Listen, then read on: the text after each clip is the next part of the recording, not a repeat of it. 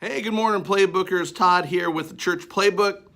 It's early in the morning. I just got into the office, picked up some coffee and some bacon egg bites from Starbucks, and I'm about to tear into that.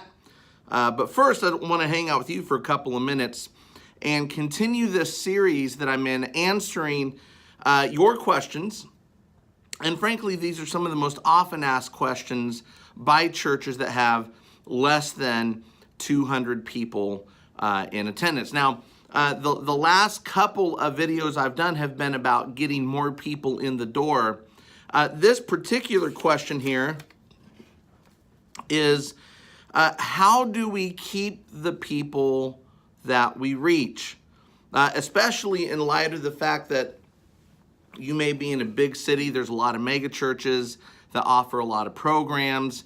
How do we keep people at our church when we don't have the same kind of programs, we don't have the same kind of budget, and on and on? And so it's kind of an age-old question for pastors like us that are trying to reach people for Jesus. How do we keep those that we reach? And the answer is really simple. It does require some organization. It does require, us making sure we have the right people in the right seats on the bus, as Jim Collins would write in his book, Good to Great. But the answer on how do you keep those that you reach is actually pretty simple. You got to do two things. And the first thing is this: you got to give them a job. It's simple as that. You give them a job. Don't just give them a task. Give them some responsibility, appropriate responsibility for how long they've been attending, how well you know them, are they reliable, can they be depended on? But give them a job. And we have at our church right now, we actually have, and I'll maybe do a Facebook Live video on this one time, but we actually have a wall. When you walk into our church, we have a wall of tags that have different ministry opportunities. And so a person would go to the wall, grab a tag off the wall, and then there's a connection card on the other side of it. So they'd fill that out, they'd put that in the drop box or the offering bag or whatever, and then our ministry director calls them that week and gets them plugged into a ministry. Now, here's the thing. We at our church, there's only really 6 or 7 ways for a person to serve because we have an intentionally simple menu of options. What we have done, though, with those ministries, and I'm talking like children's ministry, student ministry, our First Impressions ministry, which would include like our ushers, our greeters, hospitality, the people that serve the coffee and donuts.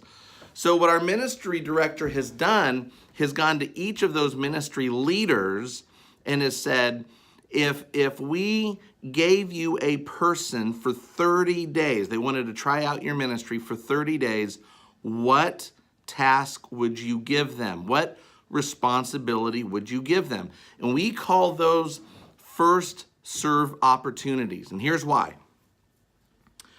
We tell our folks we want them to jump in, jump around, and jump up.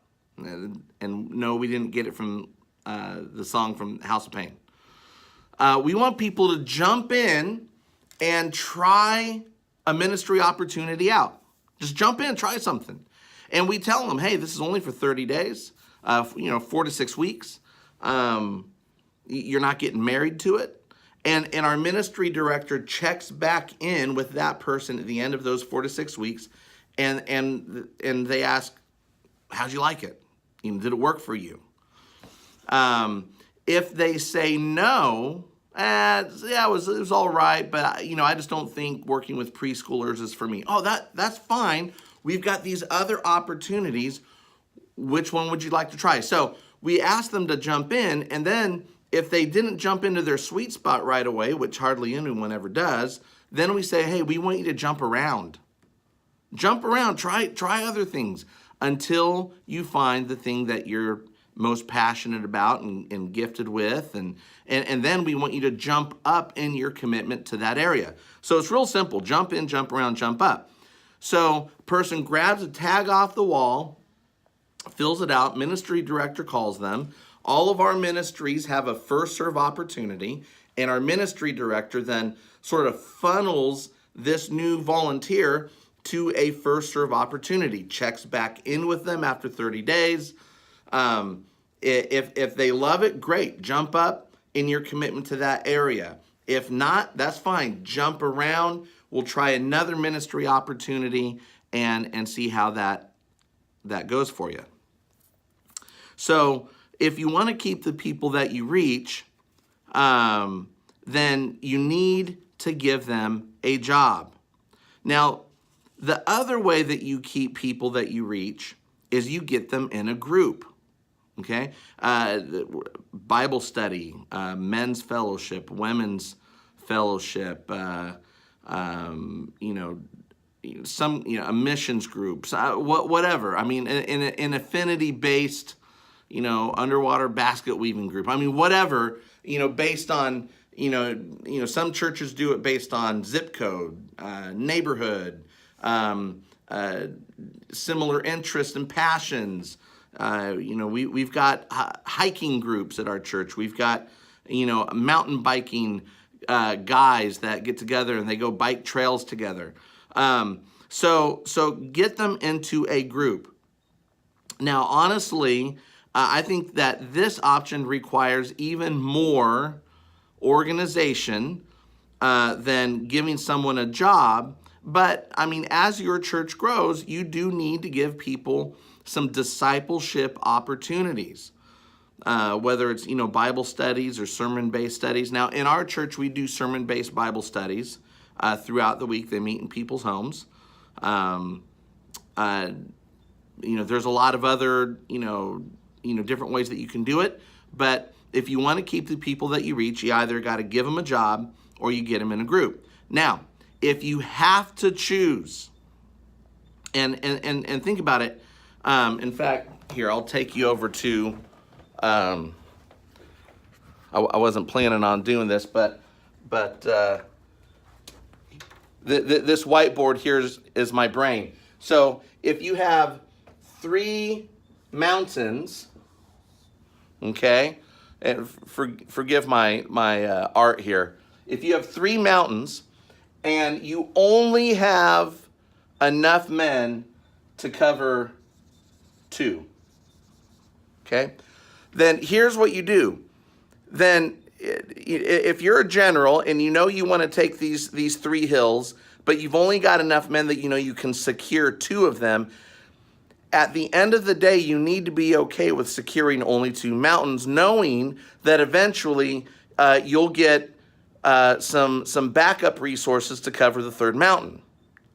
Now, the mistake that we make as pastors sometimes is we say, well, I have to have ministry groups. I have to have Bible studies. I have to have great weekend services. I have to have men's Bible study and women. Okay, so what we do is we spread our resources thin, and now we don't even have enough resources to defend any of the hills well, okay, because we spread ourselves too thin. So as the pastor, you need to decide, how many resources do you really have? Do you have enough resources, enough people to take all 3 hills?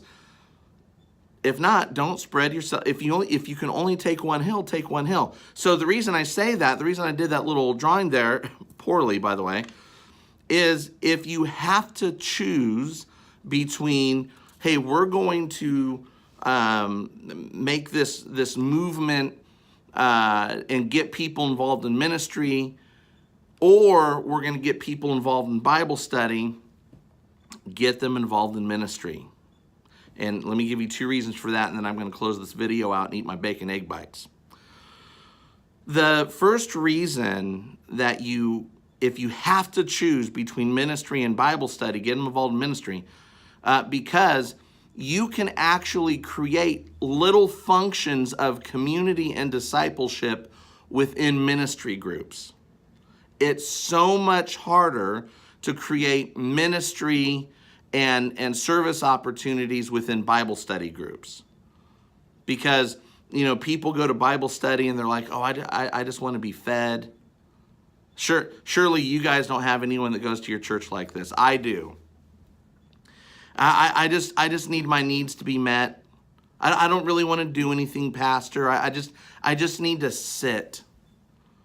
And I'm not going to get into an argument about it, but at the end of the day, if you only have enough resources to either get people involved in ministry or get them in Bible study, get them in ministry, because you can add both fellowship and discipleship opportunities within a service group a lot easier than you can fellowship and service opportunities within a Bible study. So there you go. How do you keep the people that you reach?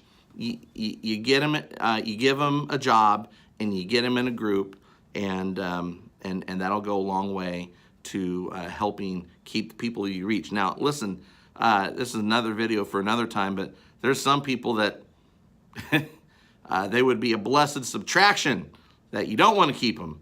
But we can talk about that some other time. Anyway, hey, I hope that was helpful. I'm going to try and throw these videos up as quick as I can. We got a lot of questions to get through, but God bless you and your week.